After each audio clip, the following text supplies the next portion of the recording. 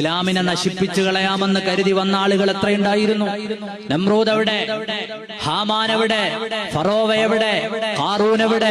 ചരിത്രത്തിലെ ധിക്കാരികളായ ഭരണാധികാരികൾ എവിടെ? അബൂജഹൽ എവിടെ? ഉത്ബത്ത് എവിടെ? ശൈബത്ത് എവിടെ? താർത്താരികൾ എവിടെ? ഇസ്ലാമിനെ ഇല്ലായ്മ ചെയ്യുമെന്ന് പ്രഖ്യാപിച്ചു വന്ന മംഗോളിയൻസ് എവിടെ? ചരിത്രത്തിന്റെ ഇന്നലകളിൽ ആയുധങ്ങളുമേന്തി മതത്തെ ഇല്ലായ്മ ചെയ്യാമെന്ന് കരുതി വന്നവരൊക്കെ എങ്ങോട്ടാണ് മറഞ്ഞുപോയത്?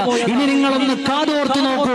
പള്ളിമിനാരങ്ങളിൽ നിന്ന് ഇപ്പോഴും കേൾക്കുന്നില്ലേ അഷ്ഹദു അല്ലാ ഇലാഹ ഇല്ലല്ലാഹ് അഷ്ഹദു അന്ന മുഹമ്മദുർ റസൂലുള്ളാഹ്? നമ്രൂദിന്, ഫറോവയ്ക്ക്, ചരിത്രത്തിലെ ധിക്കാരികളായ ഭരണാധികാരികൾക്ക് ഇന്നലകളിൽ ഈ മതത്തെ ഇല്ലായ്മ ചെയ്യാമെന്ന് ആശിച്ചു വന്ന ഏതെങ്കിലുമൊക്കെ അധികാരങ്ങൾക്ക് നടക്കാത്തത് ഈ ശബ്ദത്തെ ഇല്ലായ്മ ചെയ്യാനാണെങ്കിൽ എഴുതി വെച്ചോളൂ, കുറിച്ചു വെച്ചോളൂ. ഖലീലുല്ലാഹിയുടെ മതം, സയ്യിദുനാ കലീമുല്ലാഹിയുടെ മതം, മുഹമ്മദുർ റസൂലുള്ളാഹിയുടെ മതം, സുൽത്താൻ സലാഹുദ്ദീന്റെ മതം, അല്ലാഹു സുബ്ഹാനഹു വ തആലയുടെ പരിശുദ്ധമായ ദീനിനെ ഹൃദയത്തോട് ചേർത്ത് വെച്ച മുൻഗാമികളുടെ ഈ ദർശനം, ആ ദർശനത്തെ ഊതിക്കൊടുത്താൻ പോകുന്ന ഒരുത്തനും ഈ ഭൂമി ജന്മം കൊടുത്തിട്ടില്ല.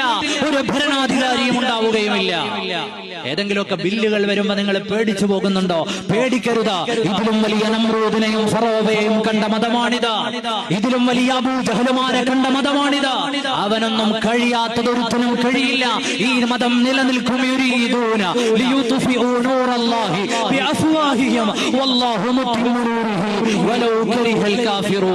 ഈ മതം ഇവിടെ നിലനിൽക്കുക തന്നെ ചെയ്യും.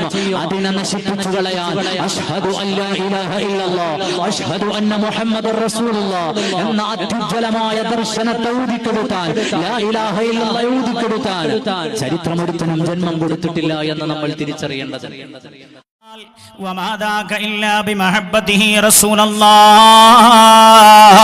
അല്ലാഹുവിന്റെ ഹബീബിനോട് ഖൽബിലുണ്ടായിരുന്ന അടക്കാനാവാത്ത സ്നേഹമാണ് സിദ്ദീഖിനെ സ്വഹാബികളിൽ ഒന്നാം സ്ഥാനക്കാരനാക്കിയത്. സിദ്ദീഖ് റളിയല്ലാഹു അൻഹു കാലിങ്ങനെ അടച്ചു പിടിച്ചിരിക്കുമ്പോഴാ സർപ്പം കടിച്ചത്. കാല് വലിച്ചില്ല. കാല് വലിച്ചാൽ എന്താ സംഭവിക്കുക? ഒന്നുമില്ല.